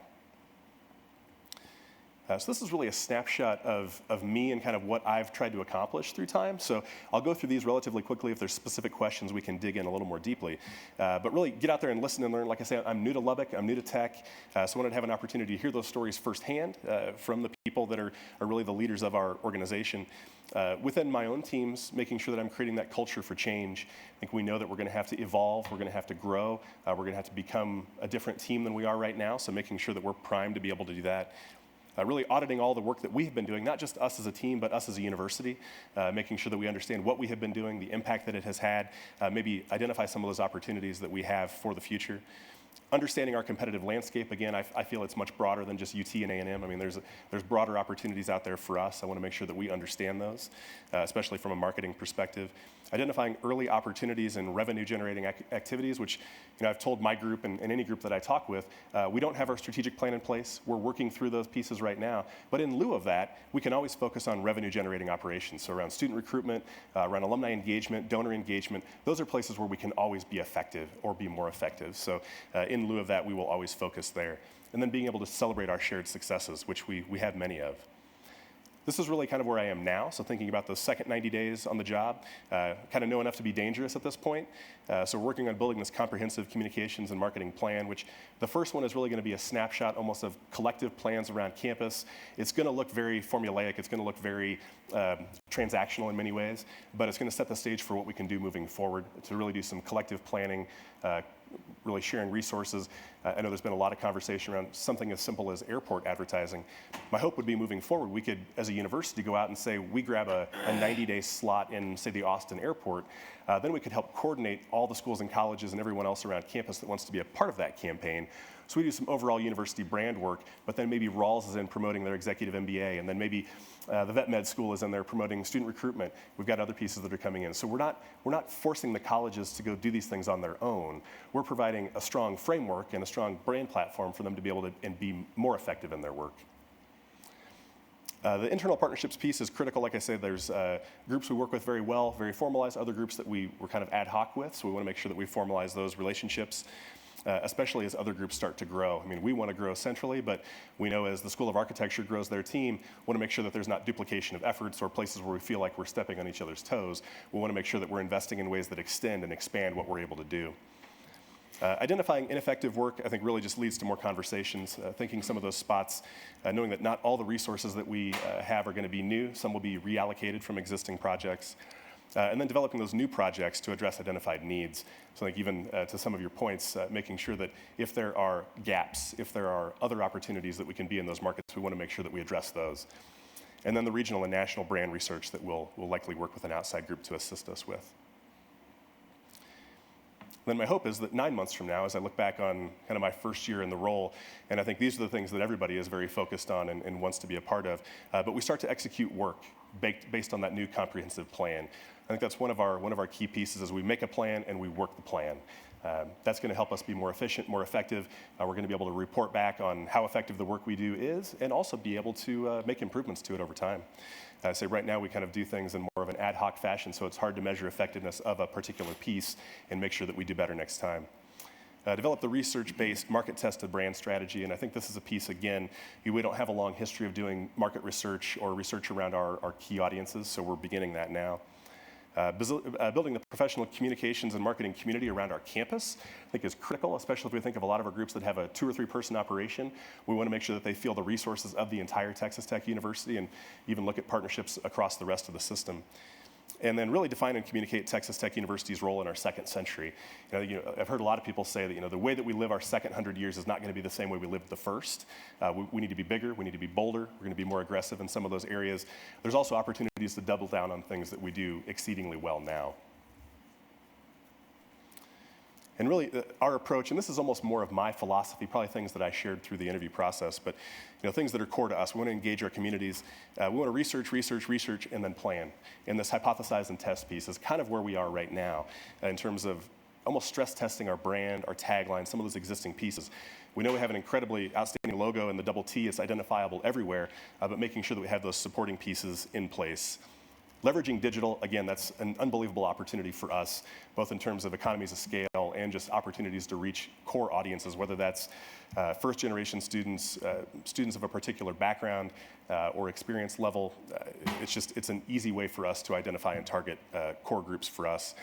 Really digging into the emotional storytelling piece, which again, we've heard some unbelievable stories over the last couple days, making sure that we have ways to capture those and again, disseminate those out to the broader public. And then again, just back to my captivate, educate, inspire, again, a simple, easy way to think about what we do, knowing that the things that we do that are truly outstanding are going to capture all 3 of those in one piece. And this, I think we get to some of the questions and addressing some of the conversations that I've had over the last couple days.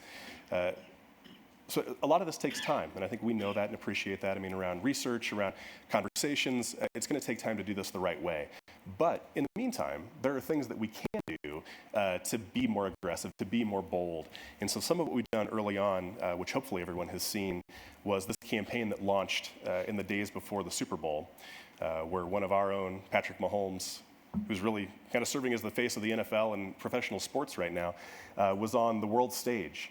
And that's one of those things that we want to be able to take advantage of those opportunities. And so really, over a couple-day period, we sat down and said, okay, what are we going to do with this opportunity? We're going to take existing marketing and existing stories and push them out there. We're going to do something totally new.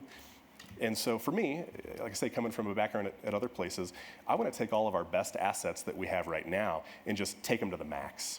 And so for years, we've had, maybe 15 years, we've had this "From Here It's Possible" tagline. And if you look at a lot of the work, and it's not unique to our team, it's across the campus, it lives in about a 12-point font in the bottom corner of our stuff. So you got double T, whatever the campaign is, and then down here, "From Here It's Possible." And it was always kind of an afterthought. It wasn't a thing that people knew us by. So we flipped that and really made the ad about "From Here It's Possible." We were incredibly lucky and blessed to have Patrick Mahomes, who's literally like the living incarnation of that tagline, but really to get this story out. And so this was, again, that unifying piece. This was something that everybody could see. It's easy to understand. It's compelling. It's obviously Texas Tech through and through. It's red. It's black. It's our people. It's our tagline. It's our story. It's our logo. So really doubling down on that. And so we did a pretty comprehensive campaign push around this. We did some newspaper advertising around the weekend of the game. We did some outdoor boards. One wonderful nugget of all of this, too, is that Mahomes is the first quarterback from a Texas university to lead his team to the Super Bowl. So you can rest assured that we had ads in Waco and Austin and Dallas and Houston and a couple other places out there that we wanted to make sure we made that point, but also in Kansas City and Miami, the site of the game. So this was really, I say, a very coordinated push. We worked very closely with the Alumni Association, with development, with undergraduate admissions and enrollment to target these audiences. So a lot of what we did outside of those outdoor boards, which hopefully you folks saw in some of the newspaper ads, we did a very comprehensive push on social media. And so I want to give a little bit of a snapshot of just the early impact. And so again, for me, this is important because this is how we do our work in terms of the numbers and in terms of what we did. So we spent about $1,000 a day, which actually it took us a few days to ramp it up to that level because we're, again, as an office, we're relatively new to this endeavor. But split our target audience between prospective students and alumni. Alumni, we knew that was going to be easy. That was going to kind of spread more organically through that community. But on the prospective student side, we needed to be more aggressive with targeting. So we were able to take a population of about 17,000 prospective students and then build that into kind of a lookalike audience to give us almost 500,000 folks to target through that opportunity. And then again, kind of the effectiveness, which these numbers matter and they don't matter. I mean, the numbers that really matter are the two that are highlighted in yellow. I think that's the important part for us to remember as we go through the marketing and brand operation, is that there are metrics that are critical to what we do on the marketing side that make sure that we're doing the right things and doing them in the right way, in the right resource structure and all those sorts of things. But at the end of the day, what matters is getting people in the door, getting people onto campus, engaging with alumni. So these new applications, that's a significant number. I mean, overall, over the course of the year, our numbers are up, but this is just a 2-week snapshot. So this is, 1,500 new students coming in to fill out an application over that 2-week period. And then, which I think this is a relatively significant number, the almost 1,200 new transfer and freshman confirmations. So those are critical numbers that are tied back to the timeline of this campaign. Again, not every one of these saw that campaign and was engaged in that campaign, but I think we can assume that there was a fair number that were. Over the coming months, as we continue to do this work, we're going to have more data. I think that's one of the benefits of working around the digital space is we're going to have more data over the next month than we've probably had over the last 10 years on the marketing side. So that's going to be very valuable to us to move this conversation forward. So I've got very specific on this slide. Yeah. I would like to have you back up to your approach slide, because I think what you've shown us here is really good, but I want to challenge you a little bit. I know you've only been here 3 months, but when you come to us to give a follow-up, I want to challenge you. This is what I call soft. This is saying this is what I'd like to do, but this is, now you have to take that and you've got to convert that to specific, measurable items with a timeline. So I get this and I appreciate this, but it's soft. It means nothing. Right. It feels good, it sounds good.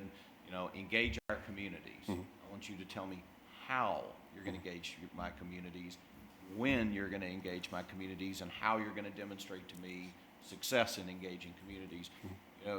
And on that, a few years ago, what we learned is you can actually motivate Texas Tech alumni around a good cause. Texas Tech alumni decided we needed a vet school.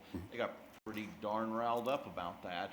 That actually, you can take that and turn that into a lot of good things. So how can you harness the grit of Texas Tech alum to, on a day-to-day basis, help propel us forward? So this is good, but as we move forward, the only way we're going to be able to strategically hit our goals is to convert this to very measurable, very specific goals with dates. And while I know this will take a little time, I'm going to challenge you sooner rather than later, convert this to action and be able to come in and say to us, because it's the only way I know to run a business, is you do that, and then you can come in and say, this is working and this is not. We're going to have to change course over here, which is fine. We're not going to be 100%, you know that, and I know that, but we're going to be okay, but we'll hit nothing if we don't measure and aim towards it.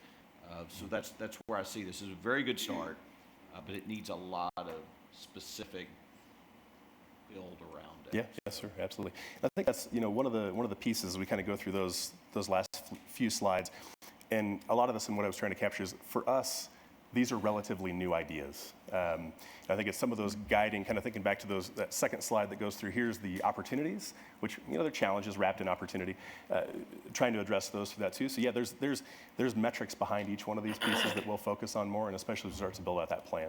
Absolutely. Well, as you give reports going forward, I would say that's going to become more important to say, I'm going to make this pretty narrow, and all I'm going to tell you is, here's what we're targeting, here's what we're doing, and here's where our results are at this point when we do that. Because I think that's what this group needs to hear, what our leadership needs to hear, and then how do we help you achieve your goals? It's not your job, it's our job to do that. Matt, do you have a CRM? We have several things floating around right now, but that's part of our process, is to focus on a single. I mean, I know we have Salesforce, we have a couple other tools that float around, but we don't have anything that we use universally.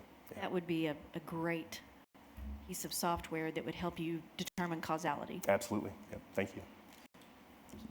Matt, on that same line of what Chairman Huckabee said, I'd love to see if you were to do a campaign on a student success or student researcher. I know when I was student body president, I talked with President Skubinek all the time about students who will come in office hours with the president and talk about their amazing innovations and the things that they're working on campus. I'd be interested to see if you guys would put a campaign out similar to that of Patrick Mahomes and see how that affects applications and the metrics that you provided, because for me as a student, and I know that athletics is a front porch like it's been talked about for a really long time, but speaking candidly, that's great, but I don't relate to that. I mean, I'm not a ball player and I'm not going to go to the NFL. That's great and all, but when I was looking to an institution, I know that may not be the case for many students, but I was looking to an institution. Well, how is that institution going to help me get to where I need to be? How's it going to help me prepare? How's it going to help prepare me to be a productive member of society, to provide for myself and my family moving forward? So I'd like to see if you can do a campaign like that and get those specific metrics and seeing what works and what doesn't work. And on the same line as well, you mentioned deans and everyone having a consistent message. I think getting the deans on board and everyone else in the university on board with that consistent message is critically important. Because what I see from my standpoint as a student and someone who serves in the steward role on the board is that they haven't been on board. And there's been some struggling in how do you market the success of the specific colleges. And as a person going to graduate school and professional school, I relied so heavily, even being in Lubbock, I relied so heavily on the website and the marketing plans of the law school. And that helped me navigate where I was going to go. And I can only imagine how that is for someone outside of the state of Texas or outside of Lubbock. So I think that's critically important. And then the last thing that I'll say, and I do appreciate your presentation, I hope that we can, when we talk about our competitive counterparts, I hope we can move away from saying we're great because we have what A&M, UT, and Michigan have. You know, I think we're great because we have the best and we're being the best versions of ourselves that we can be. Because if we continue to measure our success based on what other people have, we'll only be as good as where they are. We're just tailing them. So I think language is so important, how we market ourselves, and getting away from that and saying we're great because we have folks like Patrick Mahomes, we have folks that are coming up with prosthetic arms. That's totally changing the game and our society. So, but thank you for your presentation. Yeah, absolutely. And I think that's, the From Here It's Possible tagline, which they had some dust on it, I think, when I got here, but it is an unbelievably compelling platform for that emotional storytelling. I mean, think of the stories that we've heard just in our own experiences, and think this encapsulates a lot of that grit of Lubbock, the grit of West Texas, the hardworking folks that we have that are a part of our community. I mean, a lot of that is captured in the From Here It's Possible tag, so that's why we wanted to make that a priority. Don't be afraid to shift over and say at Tech it happened. That's right. It was possible. Thank you. So, thank you very much. Look forward to continuing this dialogue and seeing kind of how this builds over time. Absolutely. Thank you all. Very well done. Very well done. Our next item is reports from our SGA presidents. Austin Harbecker was from Angelo State University. Is unable to attend today, but he provided a pre-recorded video presentation, so we're going to watch that. Check him out. Good morning, everyone. I hope everyone had a safe trip up. I'm Austin Harbecker, student body president at Angelo State University. This semester, we have a couple of events planned. Next week on March 2nd, we have an HPV vaccination event here on campus. It's an opportunity for students who qualify to receive a free HPV round of vaccine within their 3 rounds that are needed for the HPV. We administered over 70 doses last year, and this year, in partnership with Shannon Clinic, we are going to look to doing 84 doses, and we are also looking forward to restructuring this program for next year so that the vaccines can be offered multiple times throughout the year in order to get students who receive their first round to receive their second and third rounds to get that retention rate up. Our student government has also partnered with Faculty Senate President Dr. Kreitler and Dr. Flores' office for a fundraiser for Fostering Rams Success. It'll take place on April 18th, and we're selling tickets for $10, which include a plate at the Grand Slam tailgate and a ticket to the Rams versus Tarleton doubleheader. So if you're looking to watch the Rams beat Tarleton, please come on down. At this event, we have former Commissioner of the Texas Department of Family and Protective Services, Hank Whitman Jr. He'll be preparing the 350 brisket plates for this event. And this event is especially important to me because my own mom was actually born within the foster care system before being adopted by her own parents. So by proxy, I'm a product of the foster care system. So I'm excited to help any student who themselves are a product of that system as well. And I'm also extending an invitation to anyone who would like to join us to please come on down. A little later in April, SGA has the Rammies. This is an event where we get to honor our student leaders throughout all student organizations on campus. This year, we outgrew the C.J. Davidson Center, and we're now moving to the Janelle Center. We're super excited about this because it shows how much we've grown over the years within our student leadership. And we'll be holding that event on the 21st of April, and if there is anyone who would also like to join us for the Rammies, please feel free to reach out to us and let us know. We have a few other events and fundraisers that are still in the planning process, like a 5K fun run and a few other fundraisers for a few other charities. I just want to thank everyone who's listened to me this morning, and I look forward to seeing everyone in May. God bless you and have safe travels home. Awesome. You didn't see the credits, but it was actually executive produced and written by Brian May. It's a Brian May production. Was he standing with cue cards, Brian, doing this? The first thing I did look at, it was only going to be 2 minutes. Yeah, watch that. Well, so our next two, so the Texas Tech Health Science Center and the Texas Tech Health Sciences Center in El Paso, both those students were unable to be here today. So essentially, the last man standing, the person who made us the way up to Amarillo today is David Rivero. So David, welcome. Please bring us the SGA report from Texas Tech University. And you don't have to take 2 minutes because it's all yours. Buddy. Perfect. The only Thank thing you. you stand between us and adjournment. So I take will all keep the that in time you mind. want. Thank you. Well, I'm very happy to be here. The team and I just flew in very late last night from Big 12 on the Hill, so we were in D.C. over the week lobbying on behalf of the Big 12 Athletic Conference. So we had the opportunity to meet with over 41 offices on Capitol Hill. We spent our time advocating on various issues, but more specifically focusing on college affordability and mental health resources for students. And this is just a photo of us meeting with Secretary of Education Betsy DeVos. I even got to meet up with Braden Woods up there in Congressman Conaway's office, and all of the other interns from Texas Tech. I believe there's 25 up there now this semester. So just a few updates. Although we've had many great accomplishments over the past year, we've also had many failures, but I do just want to go ahead and just update on a few of the initiatives that we have spoken about previously. The centralized attendance system, I know Provost Gallion and his office and Dr. Kathy Austin have been instrumental in assisting us with this endeavor. We are in the process of evaluating the proposals that have been submitted through the RFP process right now to hopefully roll something out by the end of our term. The Career and Internship Fair, I know one of the main pillars of our campaign was really professional experience. So we are hosting an internship fair on campus next week. And right now I believe we have about 55 local businesses from Lubbock in the community who are going to be coming out seeking internship, prospective students from Texas Tech specifically. In the Barricading Broadway, this is an initiative that we started. It really originated whenever Sean was student body president, but we in our administration carried this out. We have had many conversations with City Council. All of the businesses that are currently on Broadway are on board, and they're interested in seeing this initiative come to fruition for the remainder of the year, not just on game days. And so we are working with Uber and Lyft to provide students with discount codes. And again, this is a safety issue, so we're just really trying to promote student safety as they're going out on the town.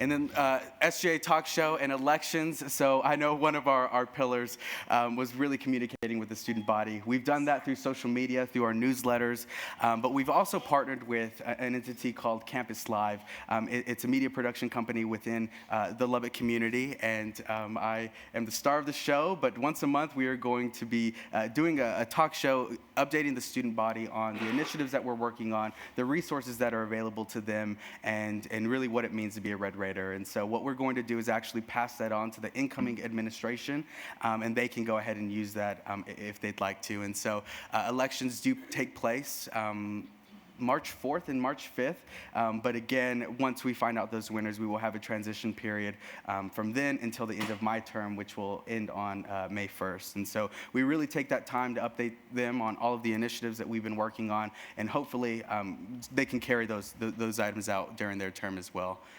And just an update on the legislation process that we have within SGA. We have passed over 153 pieces of legislation. And that, again, I don't want to take too much time, but that is all I have. I would like to answer any questions if there are any, but if not, I would like to add one more thing.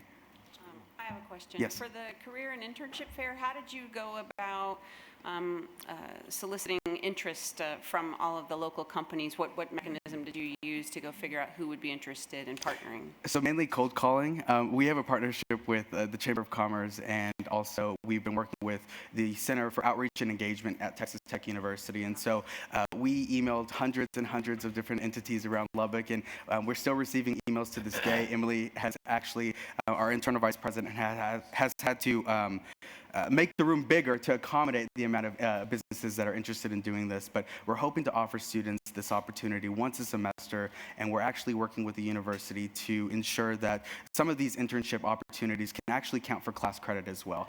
Our goal is really to keep students here, or keep students in Lubbock, excuse me, I realize we're in Amarillo, but over the summer so that they can also work, take classes, and take care of all of that as well. No? If not, I just... In the vein of our friend and fellow Regent Hammonds, you mentioned going to D.C. and doing some mental health work. So Yes. Since he couldn't be here, thank you for doing work on mental health. He's obviously watching this because he sent me a text and told me never again will we talk about strategic planning and not talk about mental health. So thank you. Yeah, I think you got us out of the doghouse today for that. Thank you for your work on that. Of course, yeah. The team and I are very appreciative. We've had a great year this year, and I guess just to conclude, I really just wanted to say thank you. I really wanted to come and make my way to Amarillo today to say thank you. This is the last opportunity that I have to address you all, but it's been a wonderful year. I guarantee you I've learned much more this year, more than any classroom or textbook or anything could teach me. I've been exposed to new depths of leadership, and with that, I'm very excited, and I know I speak on behalf of my team as well. We've been equipped with a skill set that can actually spring forward us into our professional endeavors, and so thank you again from the bottom of my heart. Texas Tech University and the system itself, I'm forever indebted to them, so thank you. You've done an excellent job.